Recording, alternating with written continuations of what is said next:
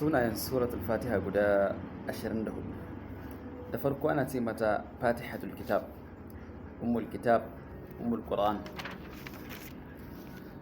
Sannan ana ce mata al-qur'anul azim, kuma ana ce mata as-saba'ul mathani.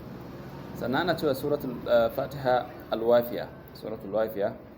Ana ce mata al-kanz, ana ce mata al-kafiya, ana ce mata al-asas, ana ce mata an-nur, ana ce mata suratul hamd, kuma ana ce mata suratul shukr, suratul hamd al-ula, suratul hamd al-qasra, suratul hamd al-fatiha, al-an'am, al-kahf, sab wa fatir wa hiya qasruhun. To duk waɗannan ana ce musu suratul hamd.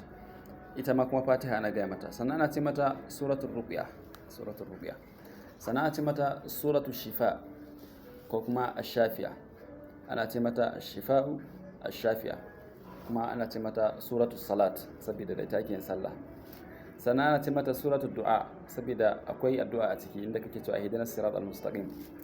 Sannan ana ce mata suratul su'al, haka ana ce mata suratul ta'lim al-mas'ala.